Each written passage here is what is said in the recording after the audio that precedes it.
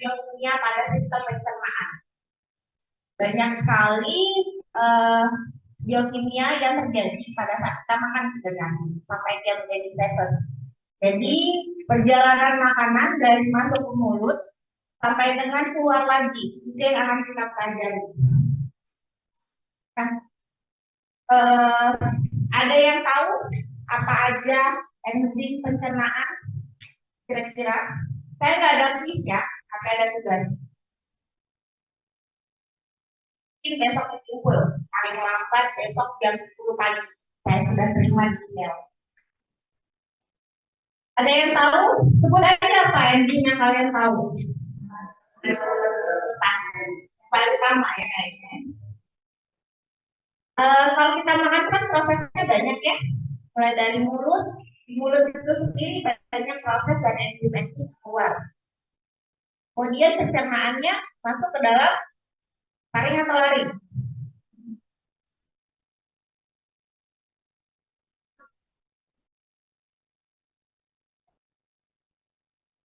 Masuk ke, kemudian nyambung ke bagus. Sudah bagus. Setelah gaster,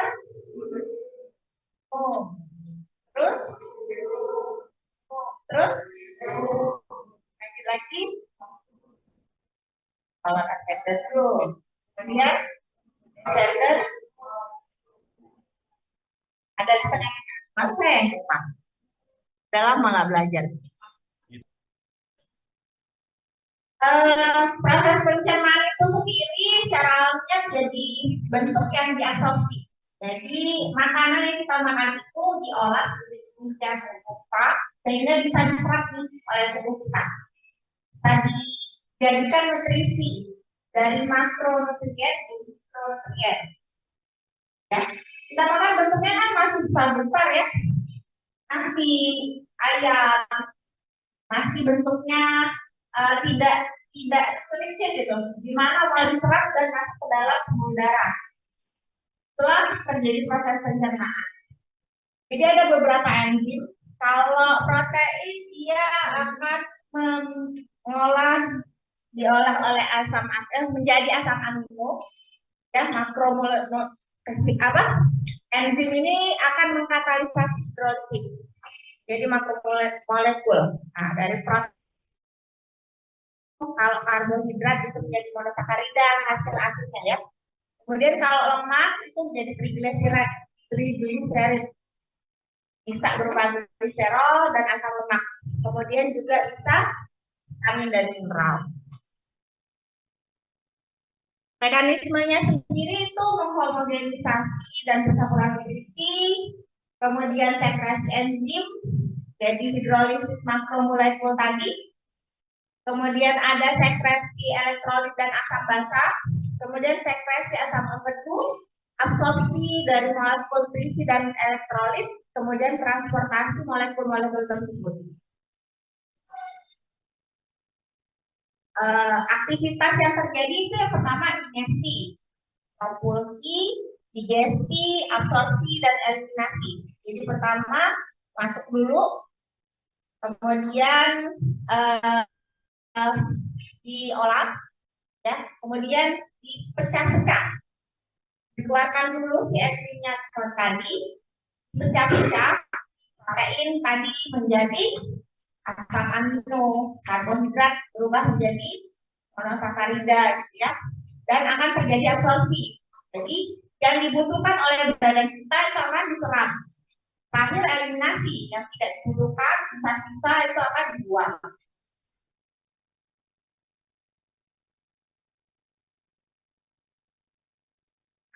Kalau dalam mulut apa sih yang terjadi? Sebagian itu prosesnya memecah ya, membuat kecil-kecil. Jadi yang dari besar, nasi 1 sendok itu buat jadi kecil-kecil. Kalian pernah melihat pengolahan daur ulang plastik? Plastik itu baru bisa didaur ulang kalau dia sudah dipecah-pecah kan. Misal kalian membuang gayung gitu ya, gayungnya itu dijadikan cacah-cacahan. Nah, itu juga akan di dalam badan kita. Itu akan dicacah oleh gigi. Guna bibir, lidah, otot rongga mulut itu adalah membantu pencernaannya tadi.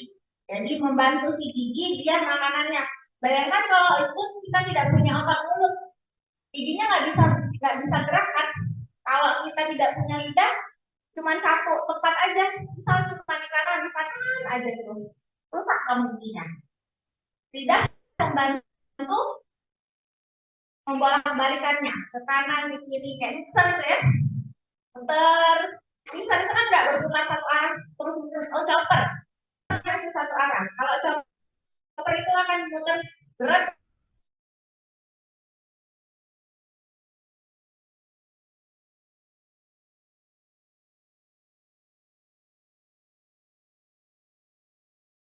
Muter bolak balik. Satu yang berfungsi saliva, air liur.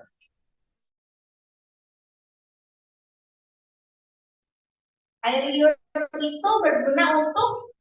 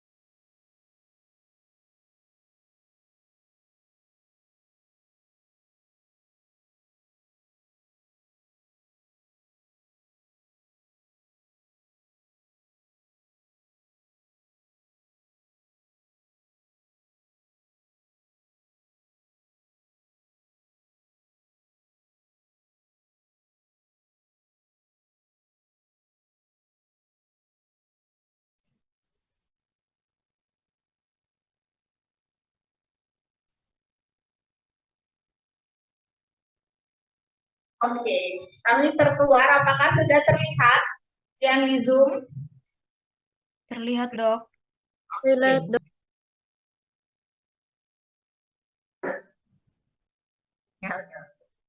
Nah, ini saliva. Sifatnya dia tidak berwarna. Jadi kalau salivanya berwarna merah, kalau saliva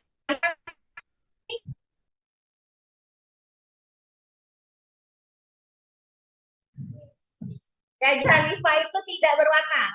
Dia berwarna adalah kemudian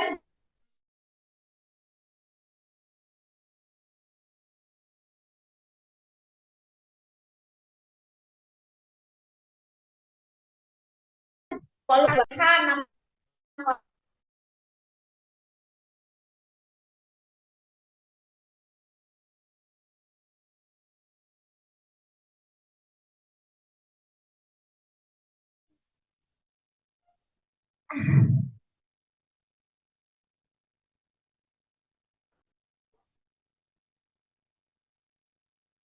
ya, maaf ya.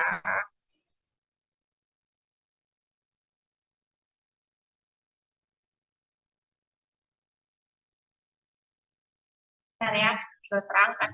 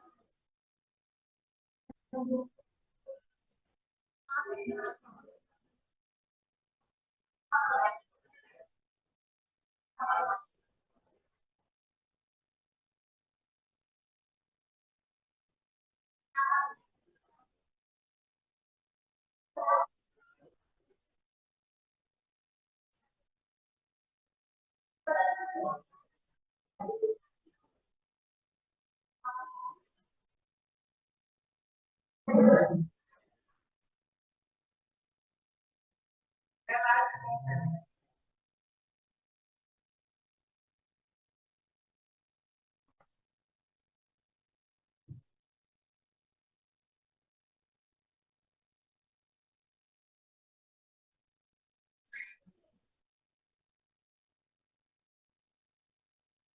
habis baterai saya. Jadi kelenjar saliva ini akan disekresi, jadi dikeluarkan, dihasilkan oleh 3 kelenjar. Cairan saliva ini akan dihasilkan oleh 3 kelenjar. Ya. Pertama kelenjar parotis, dia akan menghasilkan 25%. Jenisnya berbeda-beda. Kalau parotis ini saliva serosa. Kalau submandibula itu terbanyak ya, submandibula itu di sini. Belum belajar ini ya, anatomi ya. Karena waktu kemarin saya ngajar di anak gigi, mereka belum belajar anatomi, jadi kayak ngawang gitu.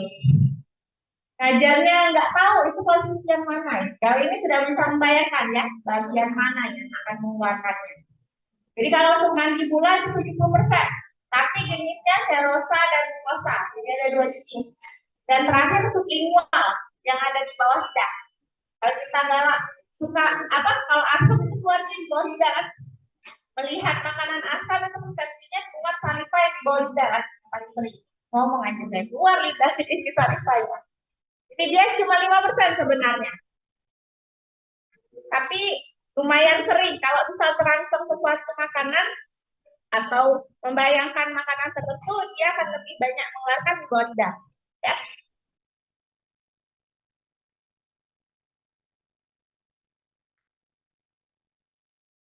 Oh, yang sana belum.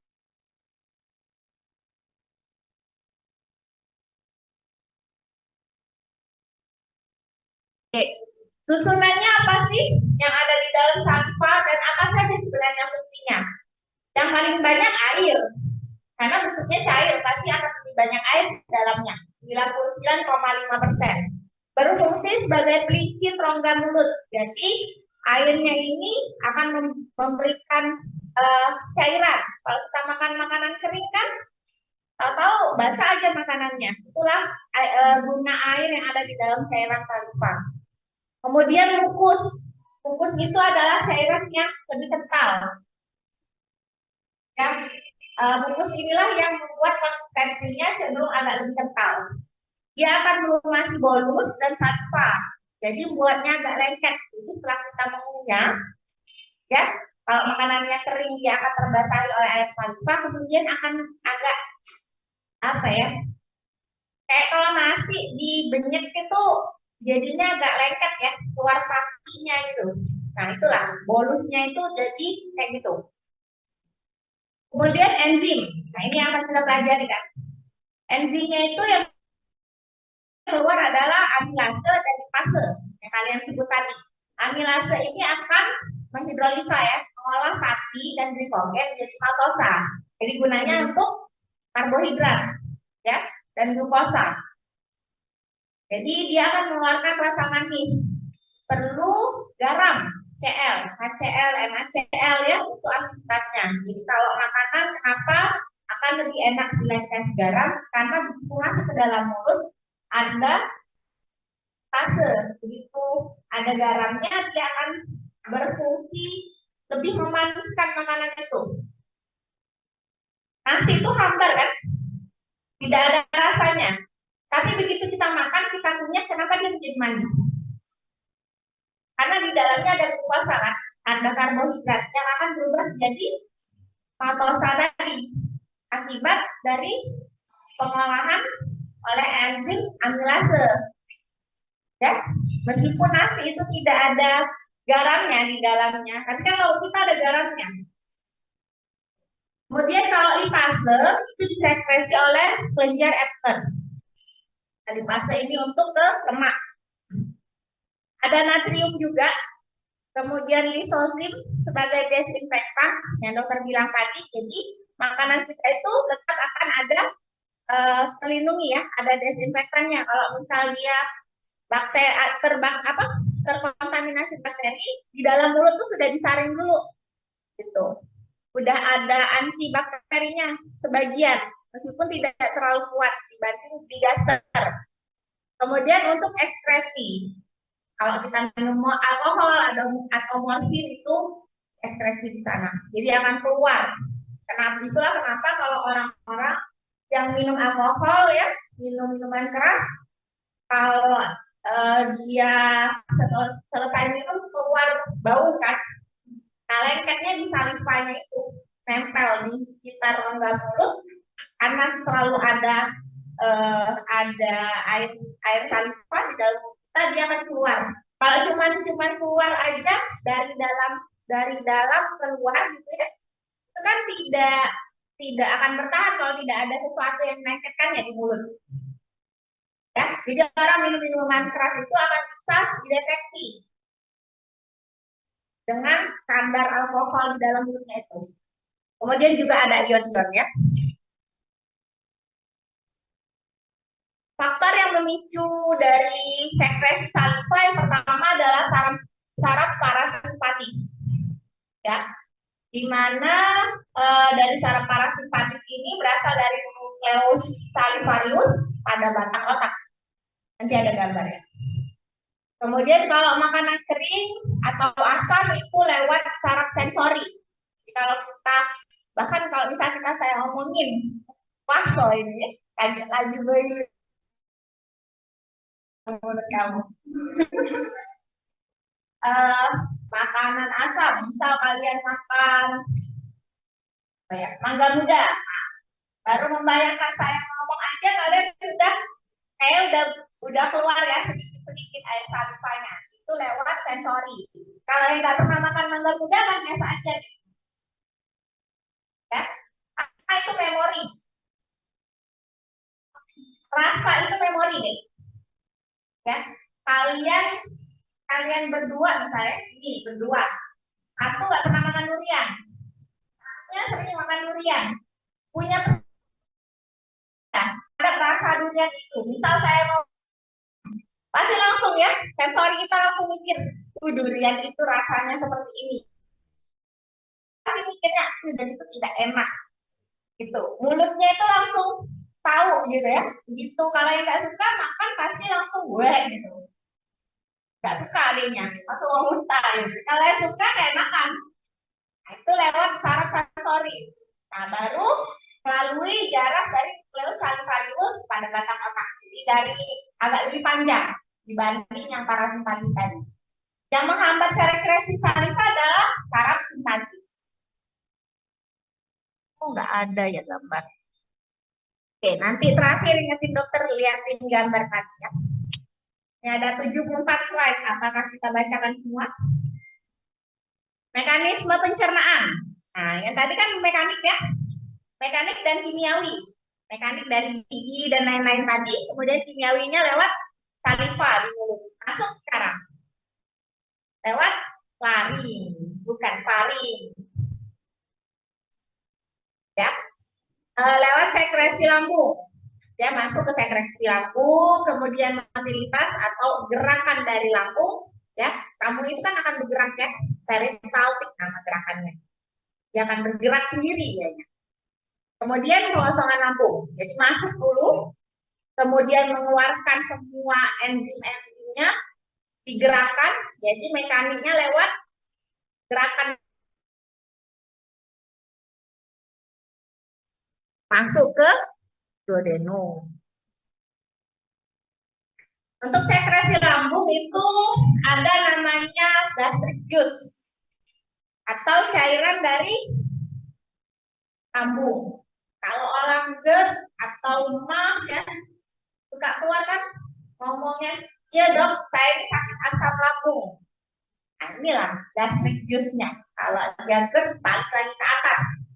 Kalau dia mah biasanya itu gastritis radang dari lambungnya sendiri. Bentuknya jernih, ya.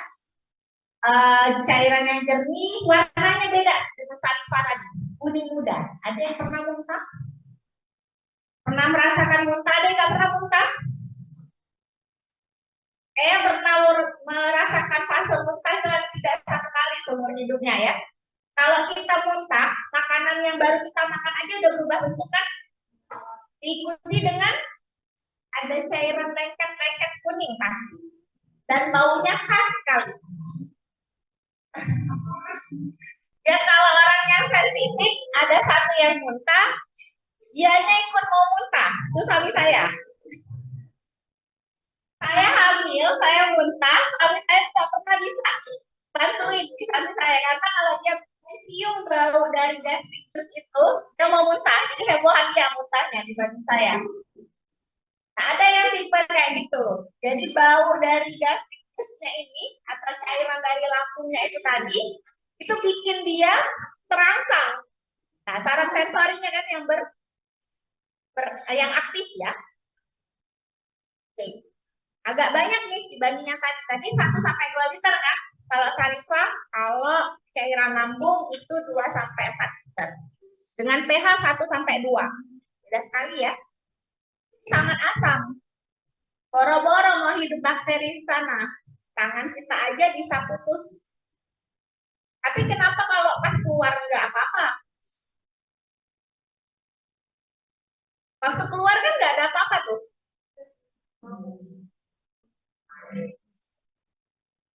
Kenapa coba? Karena waktu dia keluar sudah bercampur cairan lain kan. Di mulut aja ada cairan salivan ya. Jadi Tuhan itu Allah. Kalau saya serap ya, kalau saya pakai jilbab, Allah itu membuat semua yang ada di dalam badan kita tidak saling menyakiti. Akan selalu ada antidotumnya. Saya Aujin, kalian tahu kalau kehamilan itu adalah benda asing bagi badan kita, bagi seorang wanita. Tapi bagaimana kehamilan itu bisa bertahan di dalam rahimnya? Ada progesteron yang mempertahankan kehamilannya. Ya, jadi Tuhan itu bikin sesuatu yang ada di badan kita itu pasti ada obatnya, pasti ada penangkalnya lah ibarat. Itu juga dari cairan lambung, meskipun dia keluar, GERD itu gak enak sekali. Kalau kalian yang punya penyakit GERD, rasa panas di dada. Beberapa penyakit GERD suka salah persepsi dengan penyakit serangan jantung. Kenapa dia merasa panas? Karena cairan lambungnya itu keluar sedikit-sedikit. Flatnya itu nggak rapet gitu. Ada katup yang bikin cairan lambung ini tidak naik ke atas. Ya, di esofagus, antara esofagus dan gaster itu ada katup. Yang bikin cairan lambung ini nggak naik ke atas. Kalau dia naik ke atas, mulai tuh mengiritasi dari dinding esofagusnya. Akhirnya panas kan? Ya gimana nggak pH-nya itu 1 sampai 2. Besi aja meleleh. Tapi jangan juga makan besi. Tetap bisa atau jengok di ronsen. Makan, kan pernah ya? Sering kan kejadian anak kecil memakan koin. Nggak hancur kan? Pelan-pelan dia. Apa? Korosi sedikit-sedikit. Kalau lama-lama bisa keracunan ya.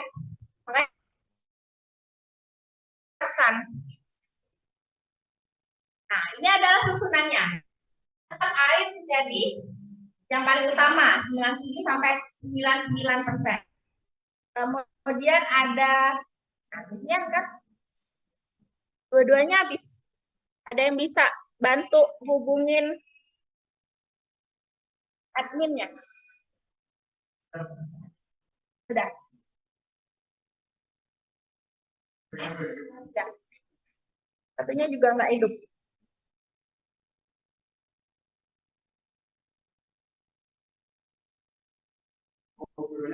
Dua-duanya nggak hidup.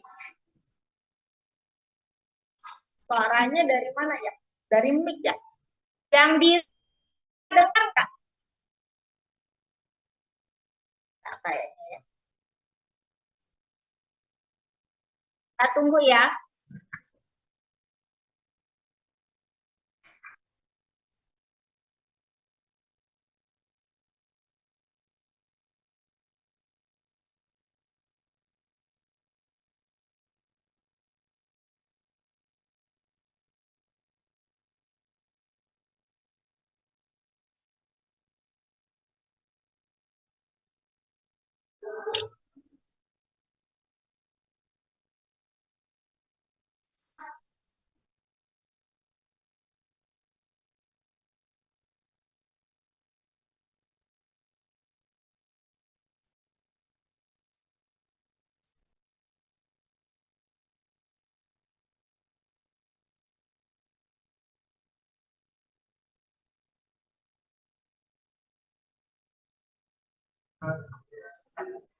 Belum. Masih bisa nyala.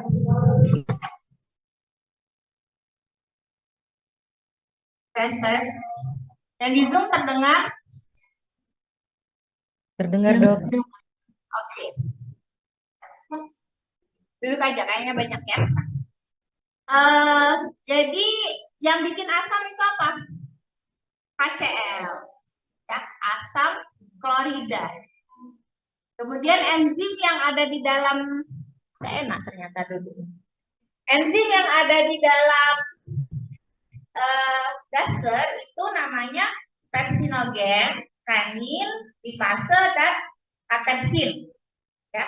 Kemudian juga ada faktor lain yaitu koprotein yang akan dihasilkan oleh dinding epitelnya. Ada garam organik, kalium, natrium, kalsium, klorida. PO4-nya apa ya? Fosfat. Kemudian ada asam amino, histamin urea, senyawa aktif, dan garam anion.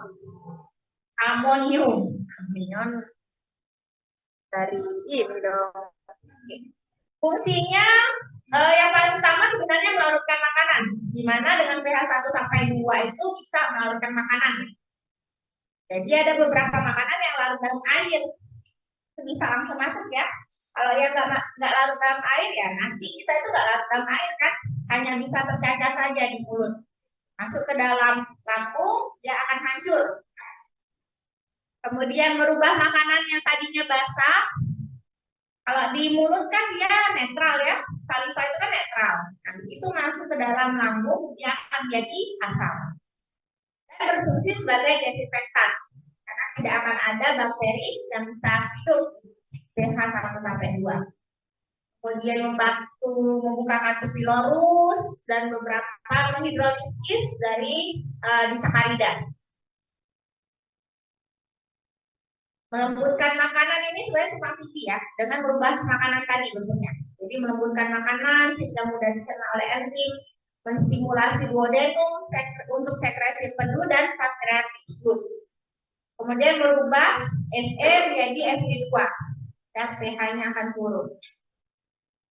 Kemudian yang terakhir mengaktifkan enzim pepsin.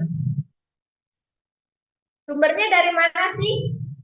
Dari sekresi oleh sel parietal yang akan dikontrol oleh gastrin, asetilkolin, kemudian juga histamin. Distimulasi oleh peptida kecil, asam amino, kafein, dan CA2+. Ya, jadi kalau kita minum kafein, minum kopi, kebanyakan minum kopi itu pasti akan agak terasa nyeri kan lambungnya kalau yang memang sudah ada.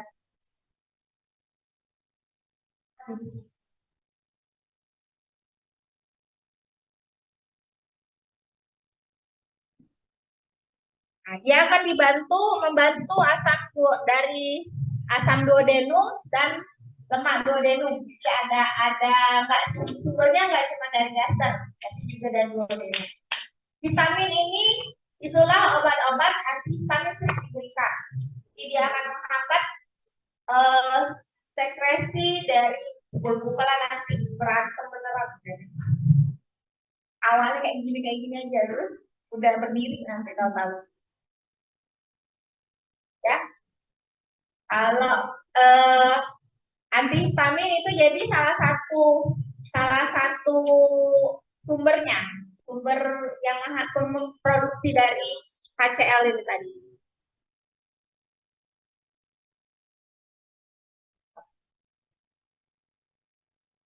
Telah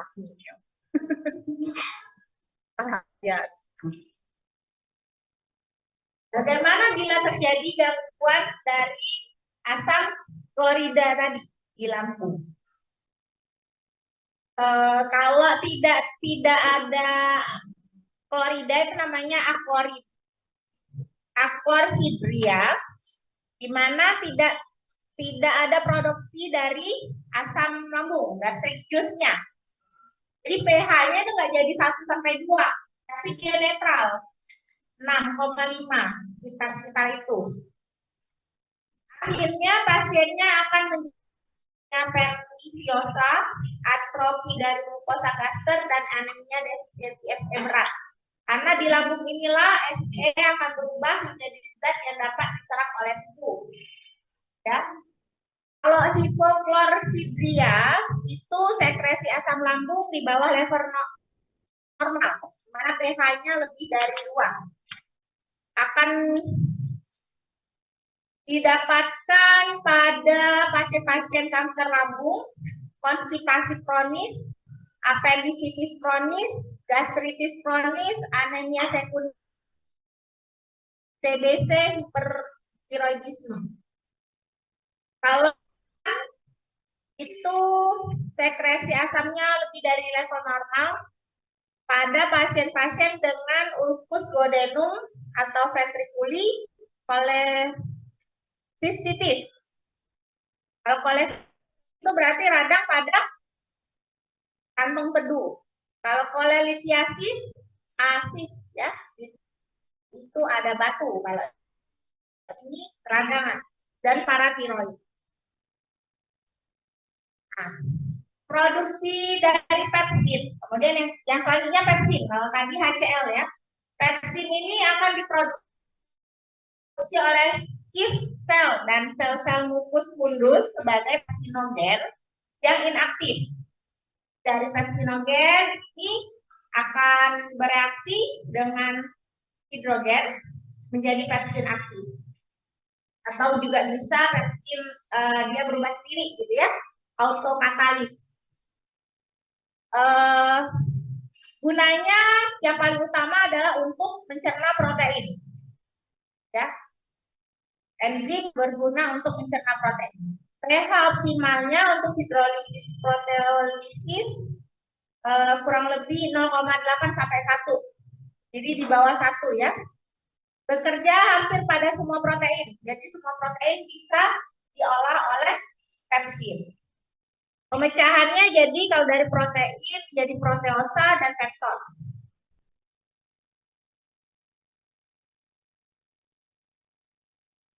Oke, sekarang alas tugas.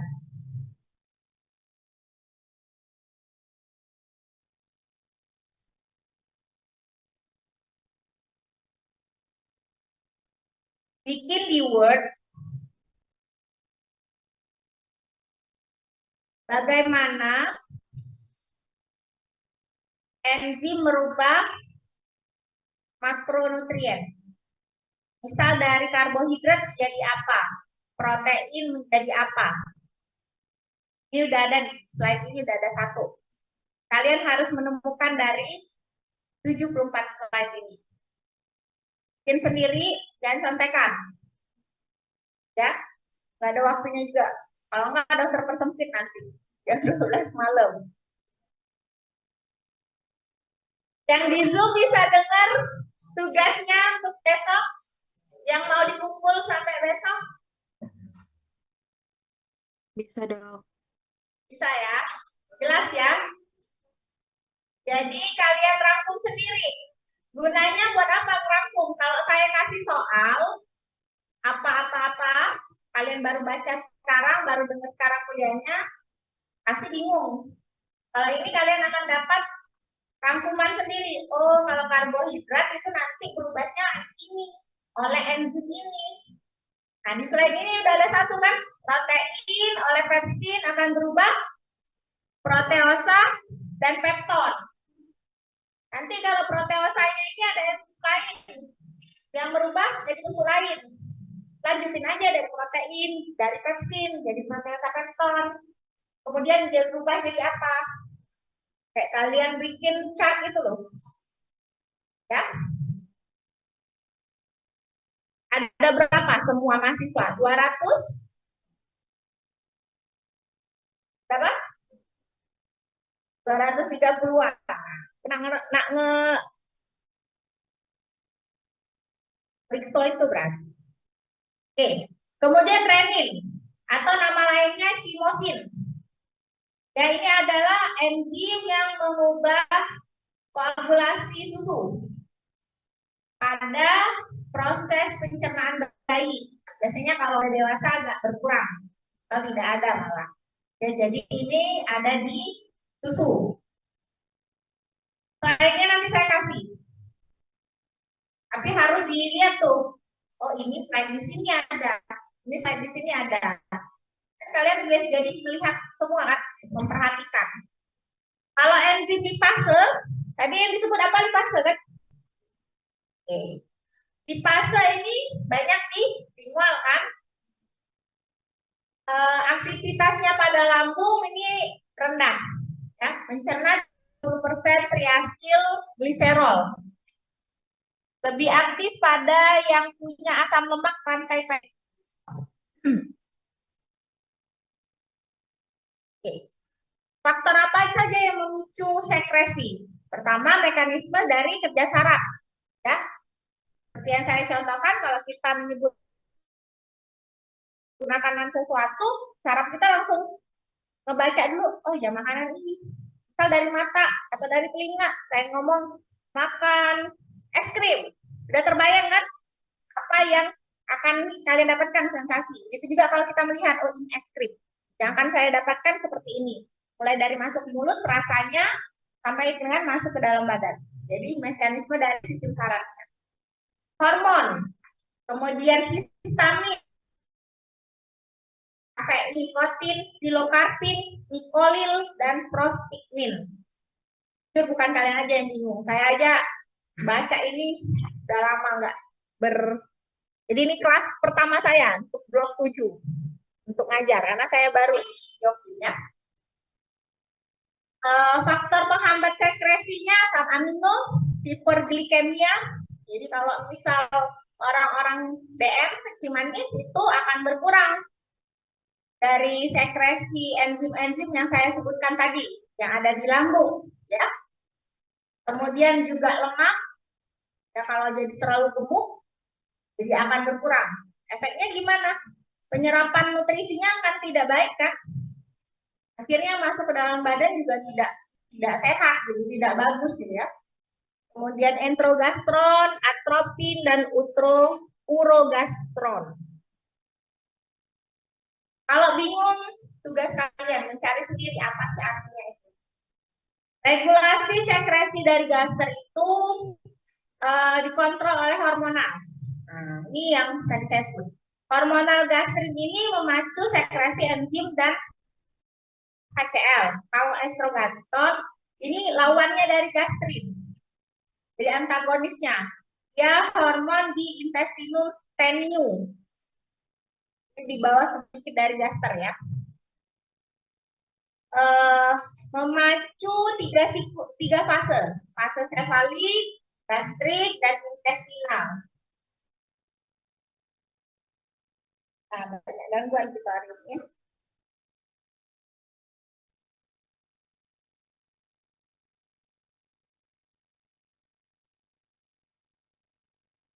Kalau fase sefalik, di mana semua proses itu ada di kepala. Sefalik itu bagian atas ya, kepala. Otak ini mempersiapkan lambung. Jadi begitu sebelum makanan masuk ke dalam lambung, begitu kita melihat makanan, otak ini sudah mempersiapkan. Kayak saya bilang tadi, ini es krim, kita melihat es krim. Otak udah mendeskripsikan dulu es krim itu seperti apa, bagaimana nanti dia masuk ke mulut, apa saja yang harus keluar, di saliva berapa banyak saliva yang harus keluar, begitu masuk ke dalam gaster berapa banyak, apa saja enzimnya harus keluar, itu disiapkan oleh otak. Ya, pemrosesannya oleh otak. Di-trigger oleh pikiran, penglihatan, sensasi, bau dan aroma dan rasa makanan. Ya, ini sudah saya sebutkan semua. Jadi kita lihat, kita memikirkan, atau hanya disebutkan kita memikirkan, kita lihat sensasi, misalnya dia panas atau dingin, ya. Kemudian baunya juga. Kalau dari ujung situ ada orang masak, kita nyium dari sini udah kebayang kan baunya gimana. Kemudian perut kita tiba-tiba perucuk-perucuk. Nah, itulah fungsinya dari otak ya.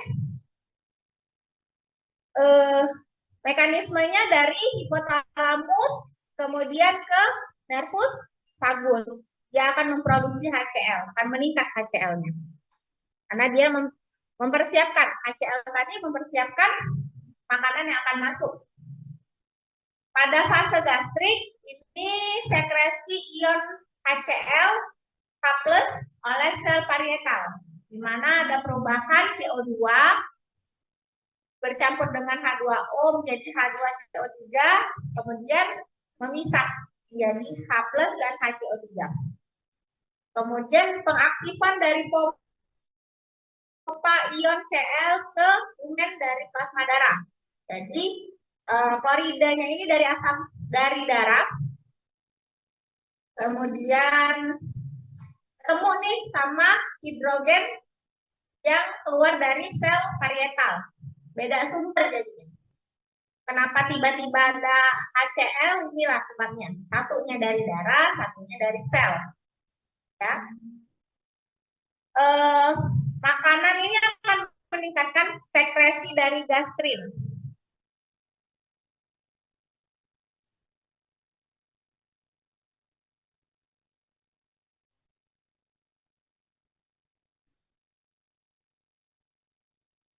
Jadi yang disimulasi ada dua. Distensi korpus, ini menstimulasi refleks vagal, kemudian ada regangan dari antrum, jadi simulasi reseptor kimiawi. Mungkin bagusnya pakai video ya kayak gini nih, lebih terbayang kayaknya. Fase intestinal, kalau fase intestinal ini ada beberapa produk dari lambung yang masuk ke duodenum. Jadi ada pergeseran kimia dari lambungnya. Komponennya eksitasi dan inhibisi.